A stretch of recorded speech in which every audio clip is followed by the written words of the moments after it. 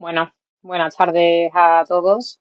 Bienvenidos a la primera expedición de Sherpa School en esta tarde de miércoles. En primer lugar, muchas gracias a todos por asistir y querer pasar un rato aquí juntos. Bueno, esta sesión, primera sesión, trata de KPIs financieros que pensamos que todo CEO de agencia digital debería conocer. Realmente nuestro target actual son las agencias de marketing o agencias digitales y queríamos resaltar que esta presentación o este modelo está orientado a esos clientes. Por supuesto, el resto de oyentes sois más que bienvenidos, pero queríamos recalcar este punto porque habrá similitudes y habrá algunos otros puntos que no sean iguales y por tanto, pues queríamos recalcar esto. No obstante, el resto, por supuesto, podéis quedaros y además podéis preguntar si consideráis necesario. Aunque al final, no quería que se me olvidara que aunque al final de la sesión habrá una ronda de preguntas o un espacio para hacer preguntas, me gustaría que por favor os sintieseis libres para preguntar o para comentar lo que consideréis durante toda la sesión. Yo no veo a vosotros, no veo las preguntas, pero tengo un chat interno aquí y un compañero que me archiva esas preguntas, o sea que estaré pendiente de lo que digáis. Si quiero decir que hay un desfase entre lo que yo veo y lo que pasa en LinkedIn, entonces, bueno, si tardamos un poquito, pues que tengáis en cuenta que es por eso. Vale, pues si os parece, comenzamos. En primer lugar, bueno, me presento, yo soy Beatriz Villar, para el que no me conozca, algunos que sois clientes ya me conocéis, pero para que lo hagáis un poquito más, yo tengo 36 años, soy de Sevilla, estoy casada, tengo dos niños, niño y niña de 2 años, que son mellizos. Me gusta mucho el cine y la música y me gusta mucho viajar con mi familia y amigos. En cuanto a mi formación académica, bueno, yo tengo la licenciatura de Administración y Dirección de Empresas en la Universidad de Sevilla. Tengo un máster en Asesoría Jurídica de Empresas por la Confederación de Empresarios de Andalucía. Y ya durante mi carrera profesional hice un máster en Auditoría de Cuentas que me enseñé de la parte teórica del ROAC, es para la firma de informes de auditoría financiera. Este máster lo hice, bueno, es por la Universidad de Alcalá de Henares. Este máster lo hice durante mi estancia en PwC, que para el que no sepa, bueno, es una Big Four, una empresa de servicios profesionales, una de las 4 más grandes del mundo, y allí estuve como jefa de equipo durante 7 años, auditando pues todo tipo de entidades, tanto de servicios como de otros muchos tipos, no solo sociedades, sino cooperativas, fundaciones. Bueno, tuve mucha experiencia en eso. Ahora creo que ya veis mi presentación. Antes no la veíais, quizás. Bueno, yo pensaba que sí estabais viendo mi. Vale, pues parecía que antes no me estabais viendo. Pues disculpad, ahora ya parece que sí. Esta es la primera slide, o sea que no se ha perdido gran cosa. Como decía, bueno, estuve 7 años en esa firma, en PwC, después pasé a ser responsable financiera en DAM, en la cervecera que todos conoceréis. En la parte de distribución industrial, yo fui responsable financiera de las distribuciones, de las distribuidoras del sur. Estuve poco tiempo porque me surgió la oportunidad de entrar en el departamento financiero de una multinacional de alimentación animal que se llama Nutreco, donde estuve 5 años, y en esta etapa de 5 años estuve los 2 y medio primeros en Grupo Sada, que era de pollo, de crianza y venta de pollo. Esta la vendimos y entonces me quedé en la matriz, en el Grupo Nutreco, llevando varias sociedades, y la más importante era de piensos, con piensos de alimentación animal, piensos compuestos, Nanta. Y ya por último, bueno, pues llevo un año y, o sea, perdón, un mes y pico, un año no, un mes y pico aquí en Sherpa, desde septiembre del mes pasado, perdón, como directora financiera. Bueno, y para el que no lo sepa, paso un poco a explicar qué es Sherpa Platform, para el que sea nuevo aquí o quiera profundizar un poco. Bueno, a nosotros nos gusta decir o nos gusta explicar que somos un servicio híbrido, porque realmente lo entendemos así, de dirección financiera digital. ¿Y por qué híbrido? Bueno, porque somos un software as a service que se conecta con la información financiera de nuestros clientes, bien sea su ERP o sus ERPs o sus herramientas, y sus entidades financieras, sus bancos, ¿no? Y eso muestra pues un dashboard de información financiera, de KPIs y bueno, un dashboard de datos, ¿no? Pero no solo somos eso, nosotros tenemos un soporte financiero, digamos, un soporte financiero extra, ¿no? Humano, como un CFO externo que ayuda a la interpretación de esos datos, ¿no? En el acompañamiento de ese entendimiento de la información. Básicamente, por eso nos llamamos Sherpa, porque es un acompañamiento para que esa información financiera o esos datos sean útiles para la estrategia de la compañía. O sea, de verdad puedan usarse de una manera adecuada y pueda ser, pues eso, un tema práctico, ¿no? Que podáis tener un director financiero que quizás no tenéis in-house, que os acompañe en la trayectoria de vuestra compañía. Por eso decimos que queremos democratizar un poco el conocimiento financiero para que se tomen las decisiones basadas en datos y al final, pues realmente en España ya sabemos que la cultura financiera quizás no es la mejor. Vosotros os dedicáis a otras cosas, tenéis otro campo y bueno, aunque tenéis que obviamente tener algún conocimiento, pues siempre es bueno que alguien te dé, aunque la decisión la toméis vosotros, alguien te dé ese acompañamiento. Bueno, la plataforma ofrece insights estratégicos para ayudar también a identificar esos riesgos, esas oportunidades de negocio que puedan surgir y también habrá un benchmarking con la competencia y otras herramientas que pueden ser útiles para la toma de decisiones. Bueno, una vez explicado esto, no sé si hay preguntas, hasta ahora no. Pues seguimos, pasamos a ver la agenda del día de hoy. Vamos a pasar rápidamente a explicar qué es un KPI para el que no lo sepa y cómo establecerlo. El uso del enfoque SMART. Vamos a mover el modelo común de las agencias digitales. Después pasaremos a ver los principales estados financieros en los que nos basaremos para ese cálculo de KPIs. 10 KPIs financieros que creemos que son importantes para este tipo de negocio. Profundizaremos en algunos de ellos durante la presentación y después, al final de la misma, veremos un modelo para valorar la salud de tu agencia. Vamos a ver un modelo Excel que os facilitaremos al final, donde, bueno, pues podéis hacer, digamos, vosotros manualmente unos cálculos. Es una hoja que está formulada, unos cálculos para que dará unos indicadores que os darán información para poder medir la salud o para ver con respecto al mercado, con respecto al sector, cómo estaríais situados, ¿no? Y al final, pues la sesión de preguntas. Por supuesto, repito que estoy abierta a que hagáis preguntas durante toda la sesión. Pues empezamos rápidamente con qué es un KPI, ¿no? Aquí hay mucha terminología anglosajona, pero KPI, ¿qué? Bueno, pues básicamente es una métrica. Son las siglas de Key Performance Indicator y básicamente es pues una métrica que se utiliza para poder tomar decisiones basadas en información fiable. ¿Por qué es importante el uso de los KPIs o de los mismos KPIs? Porque nosotros no estamos solos, o sea, realmente nos gusta compararnos no solo con nuestra compañía el año pasado, el anterior o el mes pasado, o el KPI del presupuesto versus el real, sino nos gusta compararnos con la competencia, con el mercado y ver dónde nos situamos, en qué podemos mejorar. Entonces, si hablamos el mismo idioma y todos utilizamos esas mismas métricas, será mucho más fácil compararnos. Por tanto, es una herramienta de comunicación muy valiosa no solo para los CEOs de las compañías o para la gente que está en las compañías, sino para los clientes, para los empleados, para los inversores y para todos los grupos de interés que rodean a las compañías. ¿Cómo establecer los KPI de la empresa? Bueno, esto es como cualquier otro objetivo. O sea, nosotros aquí estamos hablando de KPI financieros, pero KPIs están en todas las áreas, ¿no? Hay que medir bien el departamento, el proceso y la estrategia que se quiere medir. En este caso son KPI financieros.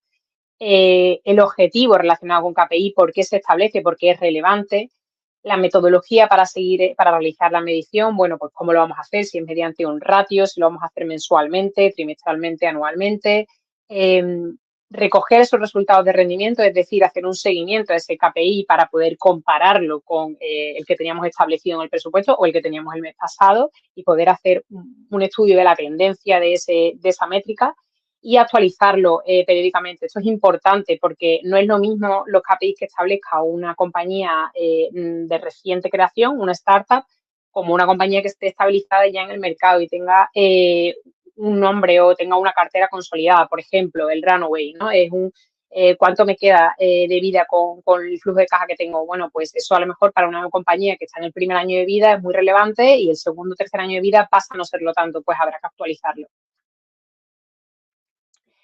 En el uso del enfoque SMART, esto es válido tanto para los KPIs como para los objetivos en sí. Bueno, fue una propuesta que hizo George Doran en 1991 y, bueno, las siglas son pues, SMART, ¿no? Lo dice claramente. Permite crear objetivos y KPIs inteligentes que deben tener esos requisitos. Deben ser KPIs concretos para que se vea lo que se quiere conseguir. Se debe poder cuantificarlos, deben ser medibles, deben ser alcanzables, realistas, viables, o sea, tiene que tener sentido para el modelo de negocio, si no, no da información, debe ser relevante y debe reflejar datos de fechas concretas, o sea, debe ser preciso para poder precisamente, como hemos dicho, comparar con periodos similares. Bueno, aquí pasamos un poco ya más a terreno, digamos, a la materia en sí. Y aquí me gustaría ver el modelo de las agencias digitales o agencias de marketing. Porque, o sea, yo no vengo a explicaros a vosotros cómo es vuestro negocio, ni muchísimo menos. Vosotros sabéis mucho mejor que nadie cuáles son las peculiaridades y cuáles son las similitudes y las diferencias, pero sí quiero entrar aquí porque es importante de cara a ver qué KPIs considero yo que son financieros, que son relevantes a tener en cuenta.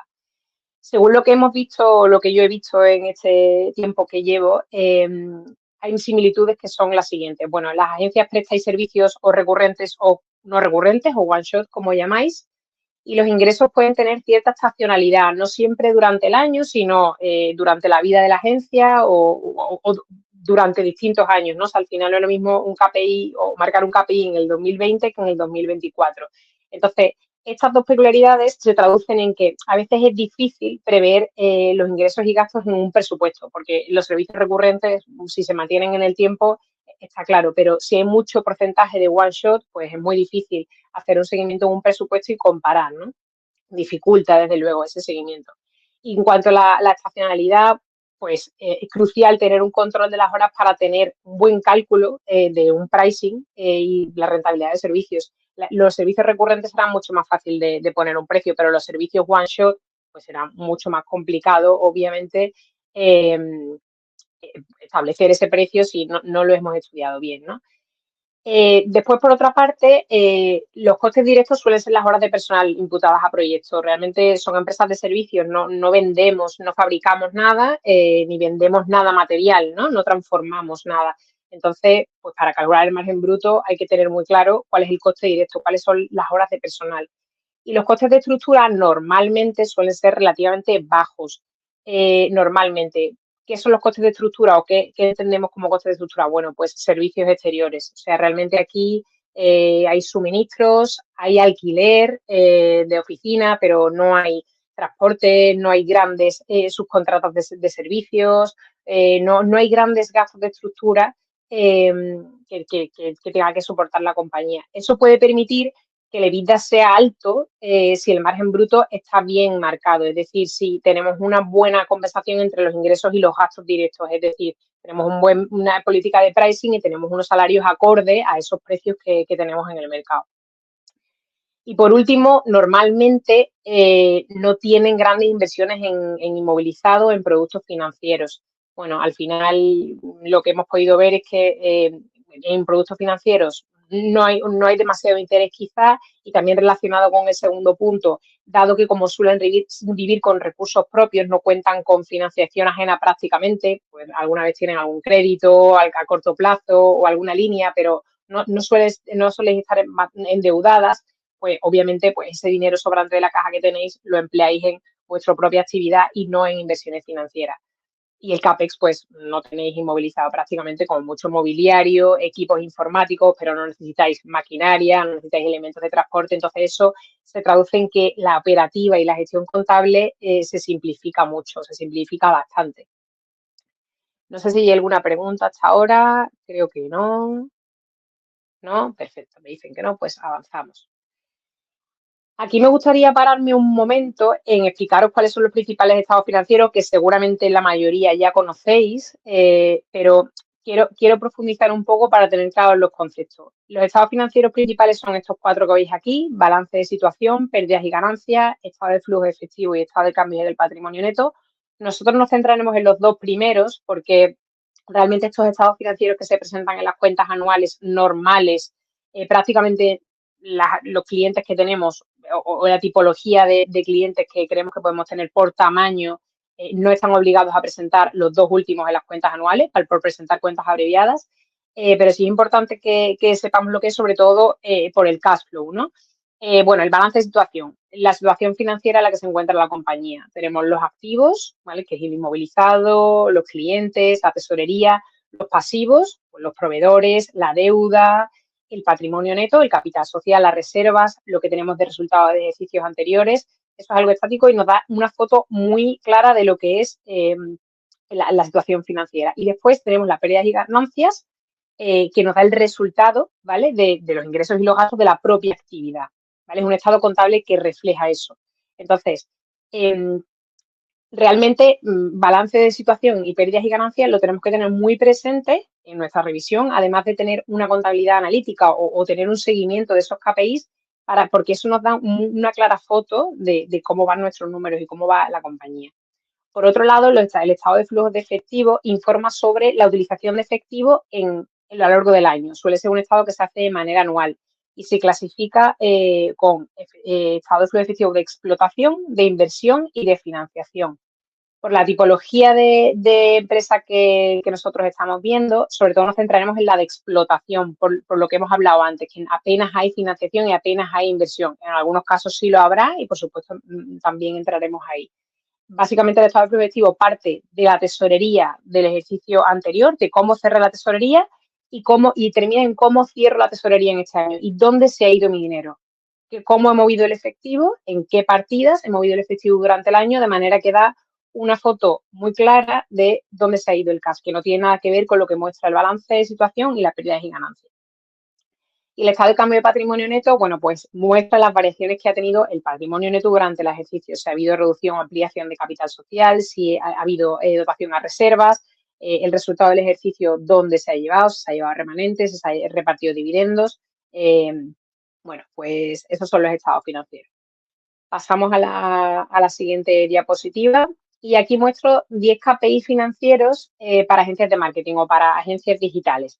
No quiere decir que sean los únicos 10 KPIs, ni muchísimo menos, ni siquiera que sean los más importantes para todos. Pueden ser importantes para la gran mayoría. Yo he considerado que son estos 10 los más comunes porque son muy, muy generales y por lo que he podido hablar con vosotros, os preocupan en general prácticamente todos ellos o hay bastante, estáis bastante de acuerdo en que son KPIs muy, muy, muy importantes para vosotros. Los que tienen asterisco los veremos en el modelo ejemplo que os he comentado que vemos al final y los demás pasaremos algunos por la presentación viendo su fórmula y por qué son importantes. Bueno, ingresos por prestación de servicio. Aquí, como decía, bueno, ingresos pues, es importante para cualquier negocio. Aquí no somos ONG y, por tanto, maximizar los ingresos es el principal objetivo. Ahora veremos por qué no debe ser maximizarlos a toda costa. Después vemos su relación del margen bruto y el EBITDA con esos ingresos, por su porcentaje sobre esos ingresos y las diferencias que hay entre ellos. La recurrencia de los servicios prestados no lo vamos a ver aquí, eso lo dejaremos para otra sesión, porque es importante también ver qué porcentaje tenemos de servicios recurrentes y qué porcentaje tenemos de one shot, y qué va a hacer, o sea, cómo va a afectar eso, perdona, la estrategia de nuestra compañía. La proporción de personal propio versus personal freelance. Dentro de cash flow entraremos a ver la importancia del periodo medio de cobro y el periodo medio de pago. Y después los 4 márgenes de contribución, que yo sé que esto es importantísimo y es clave, por servicio o por línea de negocio, por proyecto, por cliente y por empleado. Y la importancia que tiene tener la casa en orden y hacer las cosas bien de base para poder medir estos márgenes de una manera adecuada y fiable y que nos dé de verdad información para la toma de decisiones. En muchos casos vemos que no es fácil, o sea, que parece muy sencillo y parece una cosa muy obvia, pero a veces no es fácil hacer ese seguimiento en estos 4 puntos. No hay preguntas, por lo que sigo. Los ingresos por prestación de servicios. Bueno, aquí obviamente es clave que la agencia evalúe las líneas de negocio más rentables, ¿no? Esto parece fácil, pero no siempre lo es. Yo aquí he puesto un ejemplo muy, muy básico o muy gráfico, creo yo, de una agencia digital inventada que presta 10 tipos de servicios y que factura $500,000 al año. Esa es la parte izquierda de la tabla, digamos. Cada servicio que presta o cada línea de negocio que tiene un peso con respecto al total, que se puede ver ahí en colorcito. Pues los verdes son los dos que más importancia tienen, después los amarillos y después los rojos. Y la parte de la derecha es lo que tiene que hacer, digamos, para prestar esos servicios, ¿no? ¿Qué dinero se tiene que gastar para prestarlos? Bueno, pues tiene coste personal fijo, coste freelance y, por tanto, un margen bruto por cada línea de negocio. Bueno, aquí podemos ver que no necesariamente los dos top digamos, de servicios, que parece que son blog y contenidos y redes sociales, reflejan después un margen bruto igual, ¿no? O sea, al final, blog y contenidos, que es el servicio que más dinero nos trae, aparentemente, después tiene un margen bruto muy bajo, porque para poder lograr esas ventas, pues tengo que emplear ese coste de personal fijo y ese coste de personal freelance. Igual pasa con otros. Sin embargo, como podemos ver, hay dos líneas de negocio, como son Google Ads y UX UI, que me aportan un margen bruto del mismo importe, pero para conseguir el mismo dinero, digamos, de margen bruto, o que se me quede en casa, digamos, el mismo dinero, en un caso tengo que vender 50.000 euros y en otro caso tengo que vender 35.000. Esto parece también algo muy, muy sencillo, pero yo creo que en el día a día no nos paramos, o por lo que yo percibo, quizá algunos CEOs o algunos equipos no se paran a analizar esto porque, bueno, hay que vender, ¿no? Y además no le vendemos a cada cliente un servicio, sino que le vendemos un mix de servicios y tal. Pero es importante ver cuáles son nuestros puntos fuertes, a qué queremos dedicar más recursos, qué tendría sentido contratar fuera, porque no tengo la experiencia en casa y quizá estoy perdiendo dinero por tratar de hacerlo con personal interno en lugar de con personal externo, y sin embargo estoy dejando de hacer otras cosas con mi propio personal en el que soy más bueno, en el que soy más rentable. Oye, pues todo esto al final lo dan los números y no quiere decir que sea siempre así. O sea, puedo ir cambiando el equipo, puedo ir formando al equipo, puedo ir incorporando nuevos freelance. Al final es cuestión de estrategia y la toma de decisión obviamente conlleva su riesgo, pero si está basada en datos y en números es mucho más aceptada, ¿no? Normalmente. No sé si queréis parar aquí, profundizar, pasamos. ¿Me preguntas? Perfecto, pasamos. Pasamos a los márgenes de contribución. Como hemos dicho, había 4 márgenes de contribución: por negocio, por cliente, por proyecto y por empleado. Aquí al final, para mí es muy importante, según lo que estoy viendo, tener la casa en orden.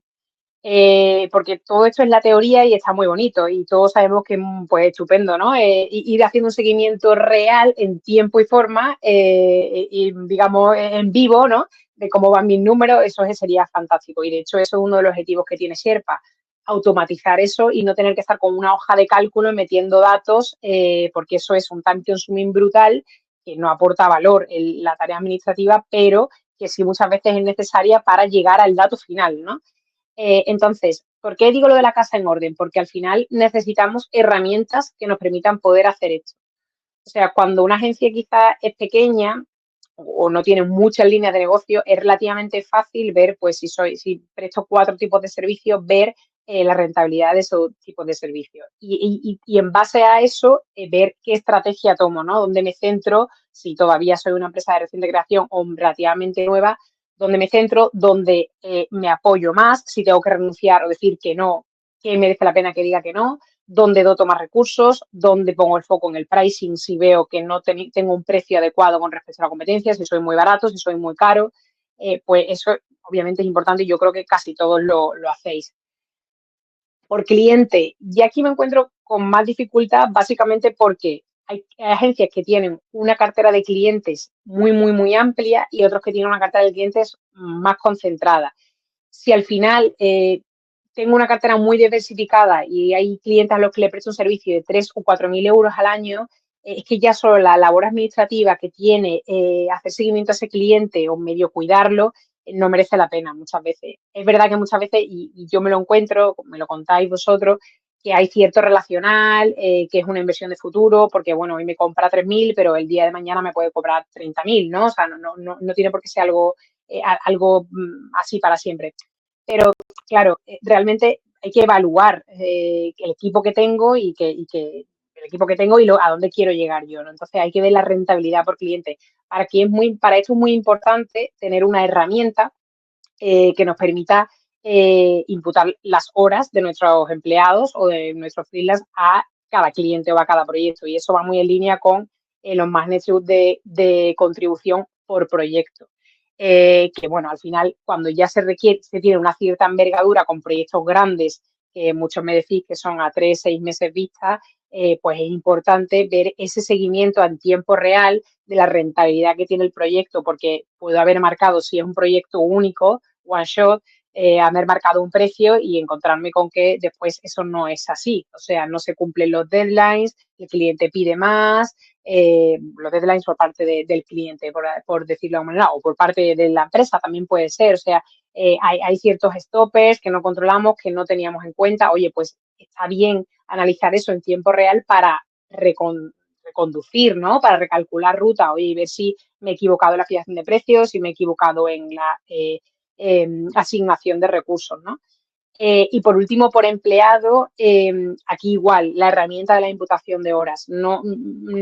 Quizás no tiene mucho sentido seguir una hoja Excel, hay herramientas como ClickUp o otras que ofrecen esas opciones y no solo vale con usarlas, sino con hacer un correcto seguimiento de ese uso. O sea, de verdad usar esa información para ver la rentabilidad de cada empleado, si los estoy asignando correctamente, si tienen la formación correcta, si el salario está de acorde con lo que reporta, ¿no? Y así optimizar ese uso de los recursos del equipo.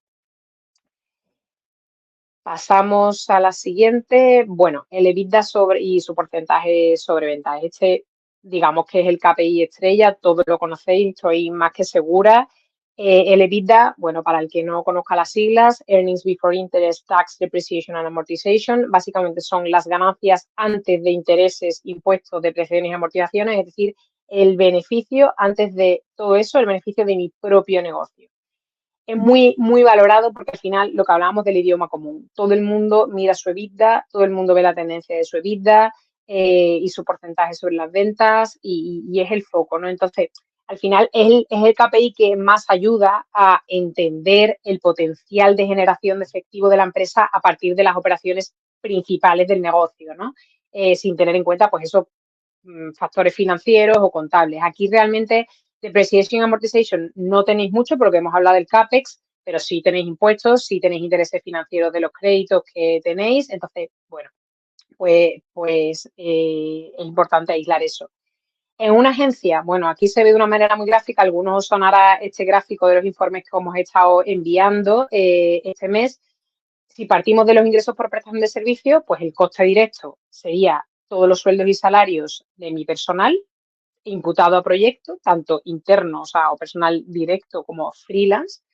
Los costes de estructura, lo que hemos hablado antes, overheads, o sea, salarios, por ejemplo, de personas o de empleados que no estén directamente imputados a proyectos, gerencia, administración, recursos humanos, calidad, lo que tengáis que no se imputa a proyectos, suministros, alquiler, agua, gas, todo lo que tengáis que no se puede imputar a proyectos y de la resta de los ingresos menos el coste directo menos el coste de estructura dará el EBITDA o la pérdida que tengáis en el periodo en cuestión. Es muy importante hacer un seguimiento mensual del EBITDA, muy importante. Y realmente vosotros, bueno, pues tenéis, en algunos casos, cuando tengáis mucha recurrencia, tendréis un EBITDA más constante y cuando tengáis proyectos one shot, pues tendréis un EBITDA que se ve claramente en la gráfica cómo varía, ¿no? O sea, cómo fluctúa en los meses.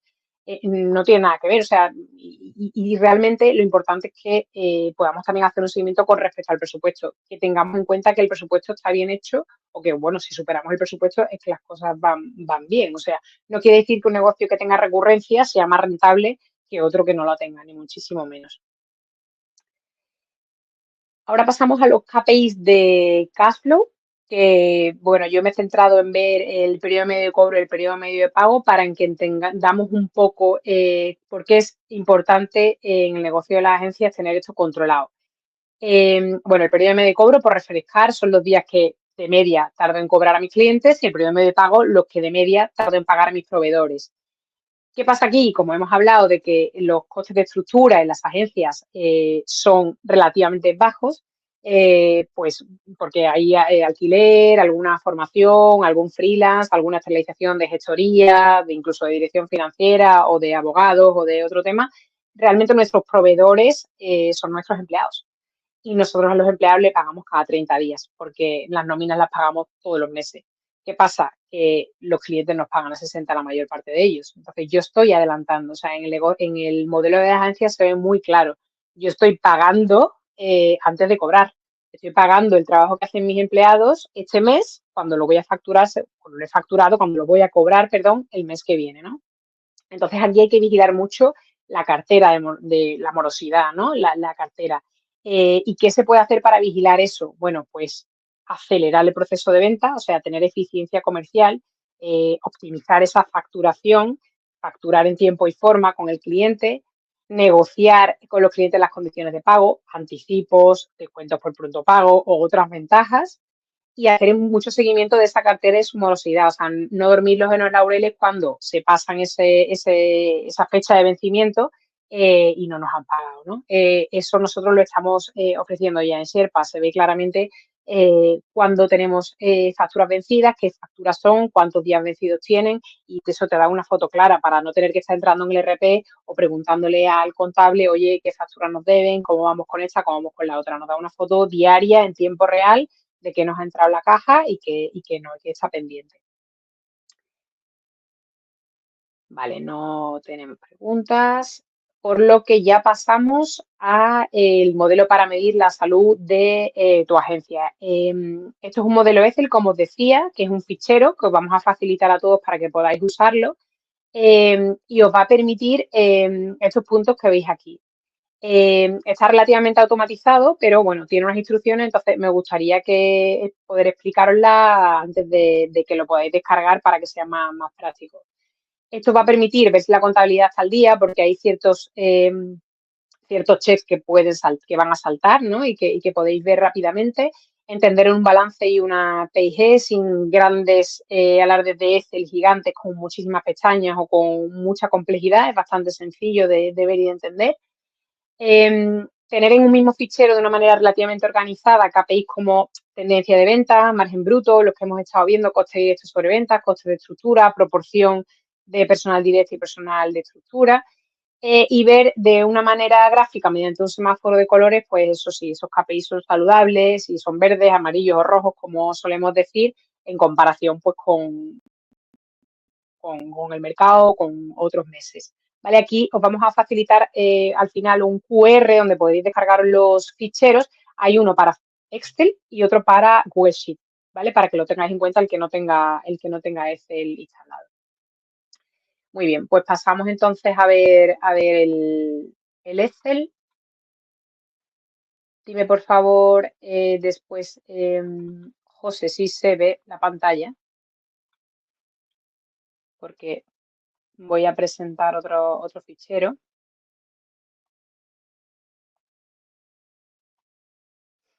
Vamos a ver. En teoría debería verse o debería verse pronto. Sí, perfecto. Pues bueno, os explico un poco cómo funciona el fichero, ¿vale? El fichero, como decía, es bastante sencillo. Yo creo que es bastante sencillo. No obstante, si después de esta sesión, cuando lo descarguéis, tenéis cualquier tipo de duda, nos podéis contactar. Nosotros os pasaremos la presentación y os pasaremos el fichero. Podéis contactarnos por email, podéis contactarnos. Yo he puesto mi logo de LinkedIn en la primera diapositiva, por LinkedIn, como consideréis. Pero vamos a intentar que lo entendáis.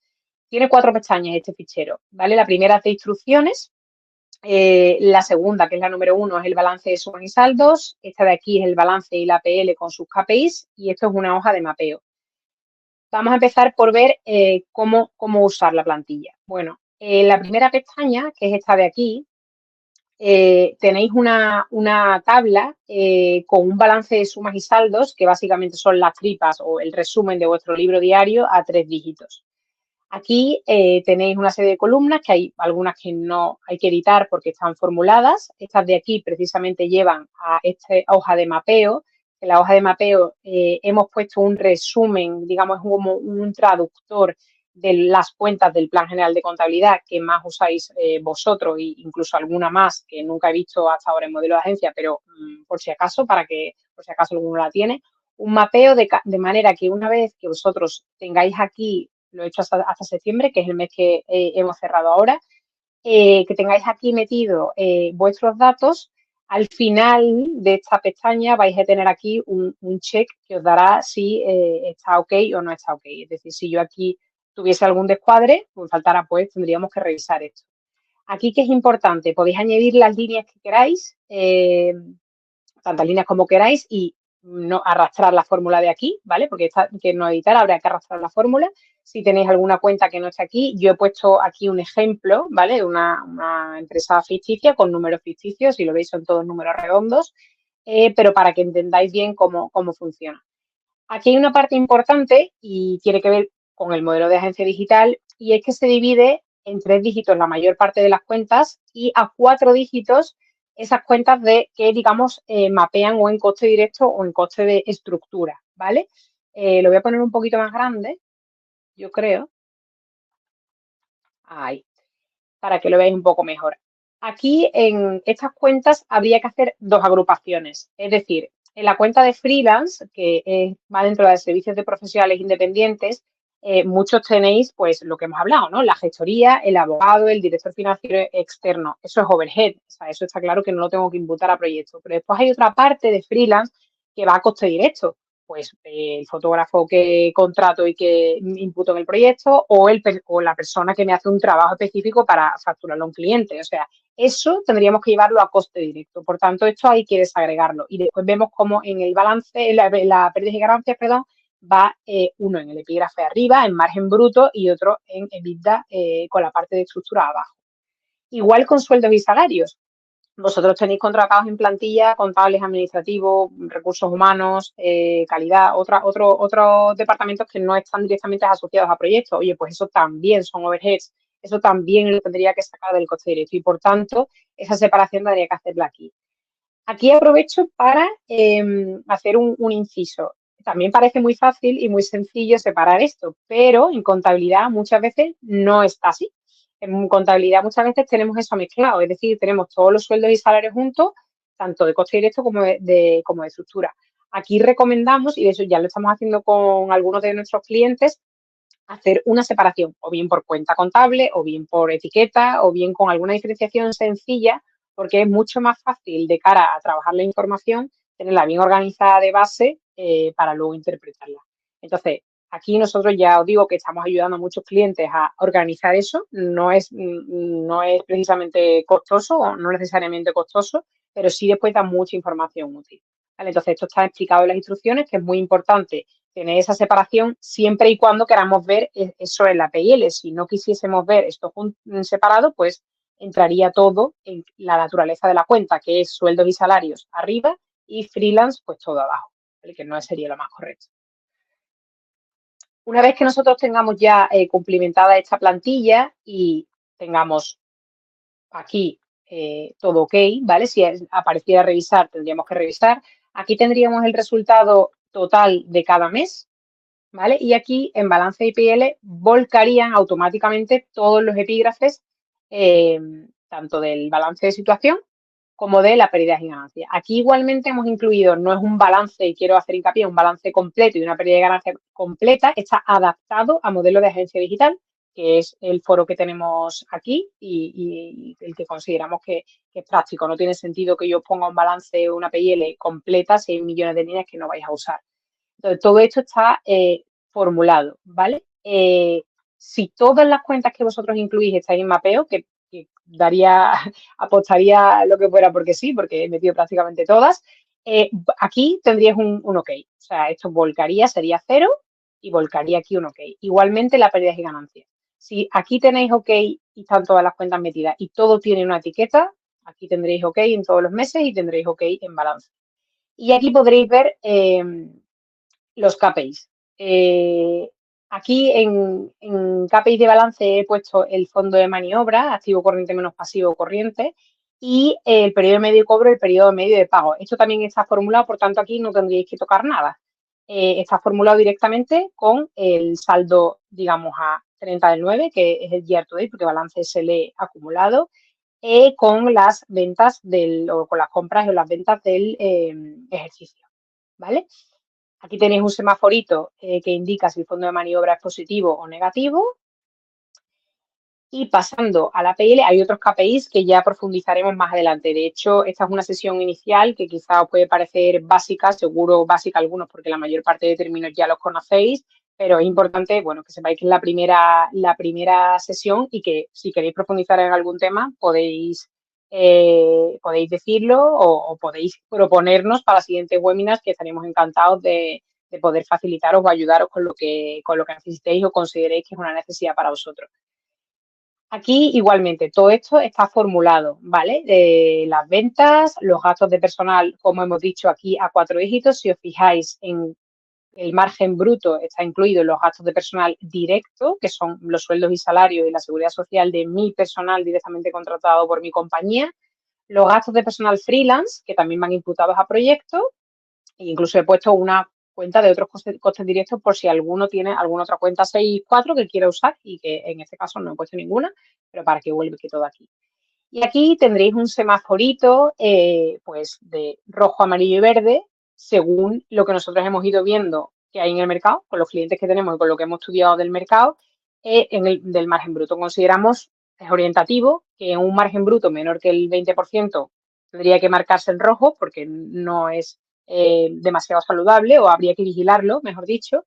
Entre el 20 y 40%, bueno, está ahí en la media y más del 40% es muy bueno, es un margen bueno. Aquí, como podéis ver, en la misma compañía, y esto me decepciona de que los números tengan sentido, hay algunos meses donde el margen bruto está en amarillo, otros incluso están en rojo y otros están en verde. Hemos hablado mucho de la recurrencia y de los servicios one shot. Si es servicio one shot y al final pierdo dinero, o servicio recurrente incluso, que pierdo dinero porque no he estimado bien el pricing, porque he tenido una desviación importante o porque un mes me ha ido mal, porque he vendido poco, pues resultará ahí. Al final lo importante, obviamente, es vigilar eso y tener una revisión un vigilo correcto de la tendencia, ¿no? La vigilancia. En cuanto al EBITDA, pues también hemos puesto un semáforo orientativo. Hemos puesto que menos del 8% salga en rojo, incluso el EBITDA negativo, obviamente, que salga en rojo, porque al final pues estoy perdiendo. Me está costando más dinero vender que si no vendiera, obviamente. Entre el 8 y el 18%, medio, ¿vale? Es razonable. Y más del 18% consideramos que es un EBITDA alto, ¿vale? Teniendo en cuenta el sector y el mercado. Después, por abajo, tendremos en el resto, pues, amortización de inmovilizado, que yo he puesto aquí, es una empresa que tiene inmovilizado tanto intangible, aplicaciones informáticas, como inmovilizado de material, algunos ingresos excepcionales que van por debajo del EBITDA, algunos gastos excepcionales y el resultado financiero, si tenemos alguna deuda, que en este caso había deuda, ingresos financieros si tenemos alguna inversión. ¿Vale? Aquí importante, como digo, que tengas todo ok, porque esto lee aquí, ¿vale? Cruza con el otro fichero, ¿vale? Para comprobar que todos los datos se han volcado bien aquí, es decir, si aquí tenéis ok, es que todos los datos de la pestaña de balance de suma y saldo se han volcado correctamente aquí y, por tanto, todo chequea. Y aquí abajo, en otros KPIs de pérdidas y ganancias, hemos puesto porcentaje de costes directos sobre ventas y de coste estructura sobre ventas, que también consideramos que es algo que vosotros le dais importancia. Oye, pues cuál es el porcentaje que tengo de mi coste directo y cuál es el porcentaje que tengo de mi coste de estructura, ¿no? Para ver un poco. Y también lo estamos presentando, lo presentaremos en la herramienta también y lo presentamos también en los informes que os estamos mandando. Igualmente, el porcentaje de personal propio con respecto al total y de personal freelance. Y quizá tendría sentido, eso lo vamos a dejar para una siguiente sesión porque ya tiene más detalle, cuál es la rentabilidad, como hemos hablado antes, por persona, tanto mi personal interno como mi personal externo, ¿no? Aquí se ve simplemente la proporción con respecto al total. Bueno, pues aquí hay algunos meses que tengo en torno a casi un 100% esto es un caso inventado, casi un 100% de personal directo y aquí pues tengo más freelance que personal directo. En fin, aquí mitad de mitad. No tendría quizá mucho sentido porque el personal propio quizá tiene que seguir una tendencia, si no estoy contratando y despidiendo continuamente, más regular, ¿no? Pero bueno. como digo, es un caso hipotético. Y poco más. No sé si queréis comentar algo. Bueno, aquí ha puesto mi compañero que para descargar la plantilla tenéis link en comentarios. Por supuesto, cualquier cosa que queráis comentar de la plantilla cuando la uséis, si la consideráis útil, comentárnoslo. Si consideráis que algo falla, tenéis alguna duda y no sabéis cómo usarlo, lo comentáis. Recordad que tenéis una para Google Sheet y otra para Excel. Y, por supuesto, pues, iremos completando con otras plantillas, tanto con otros KPIs como con otra información financiera que seguro os resultará útil para vuestro negocio. Muy bien, pues voy a presentar de nuevo la otra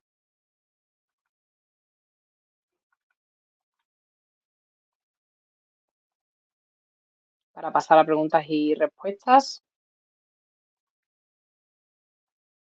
Si queréis comentar algo.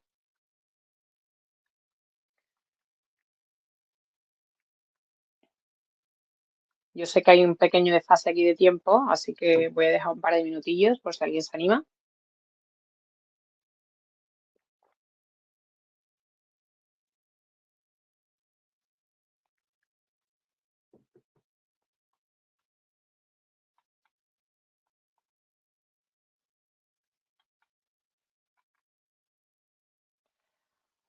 Muy bien, pues nada, me dicen por aquí que no hay preguntas. Espero que sea porque ha quedado todo claro y si no es así, pues por supuesto podéis contactarnos como decía. Muchísimas gracias a todos por acompañarnos en esta primera expedición. He estado leyendo mientras esperaba las preguntas que ha habido algunos fallos de conexión y que en algunos casos se quedaba pillado y que no se veía bien. La verdad es que lo lamento. Intentaremos solucionar esto para la próxima expedición. Aquí podéis ver la plantilla, ¿vale? En este QR podéis descargarla fácilmente la plantilla en sus dos formatos. Y nada, lo dicho, estaremos encantados de ayudaros o de resolver cualquier tema que tengáis. Y de nuevo, muchísimas gracias. Que tengáis buena tarde.